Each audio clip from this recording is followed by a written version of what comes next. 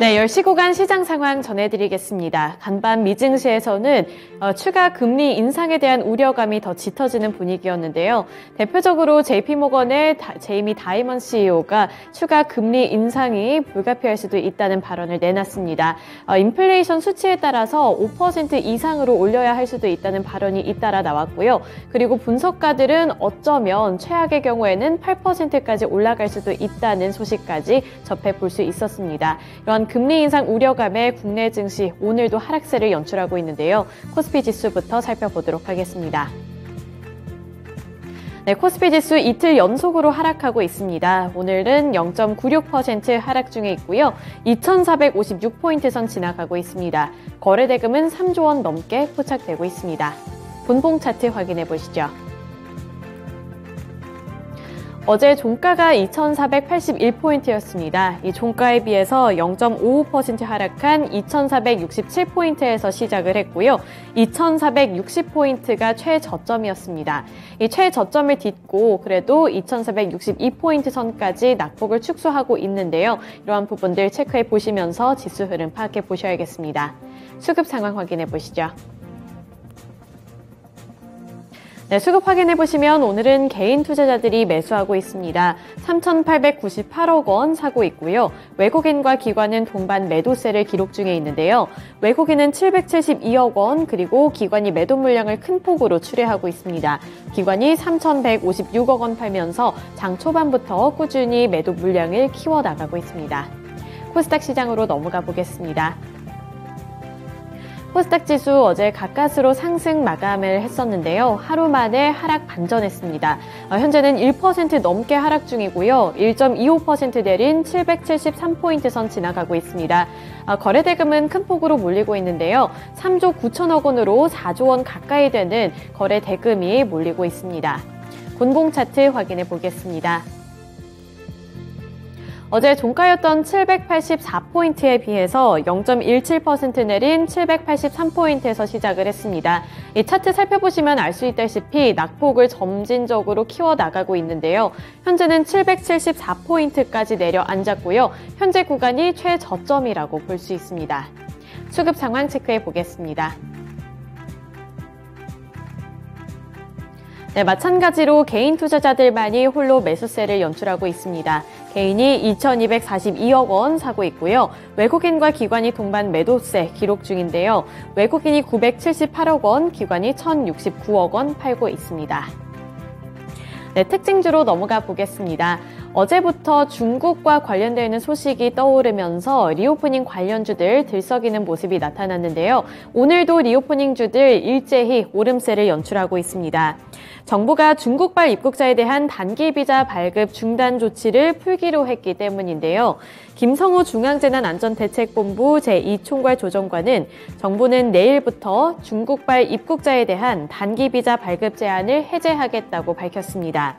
입국자 대상 나머지 방역 조치에 대해서는 향후 상황을 종합적으로 고려를 해서 단계적인 완화를 검토하겠다고 밝혔는데요. 이에 따라서 화장품주들 일제히 오르고 있고요. 어제부터 잘 갔던 이런 파라다이스 같은 카지노 관련 종목부터 시작해서 여행주들까지 일제히 빨간불을 켜냈습니다. 화장품주들 시세부터 확인해 보도록 하겠습니다.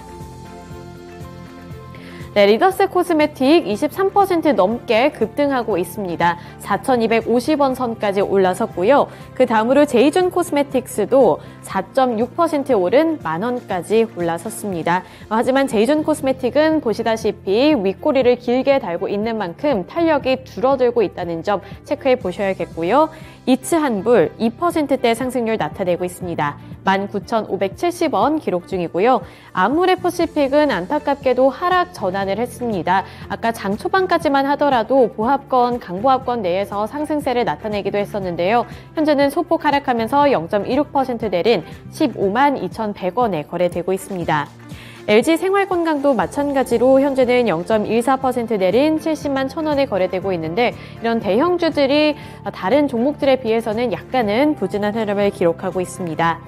또 코스맥스 같은 이런 ODM 업체들, 제조 업체들까지도 탄력을 받으면서 1.01% 오른 83,300원에 거래되고 있고요. 색조 화장품들도 일제히 잘 가고 있습니다. 클리오가 0.88% 오른 18,410원에 거래되고 있고요.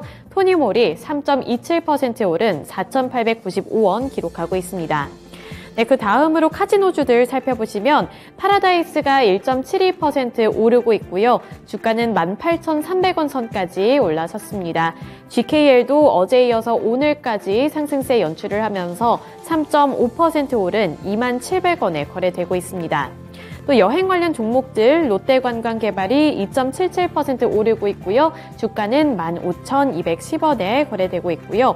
모두투어가 0.73% 오른 27,000원, 하나투어가 0.32% 오른 63,000원에 거래가 되고 있습니다.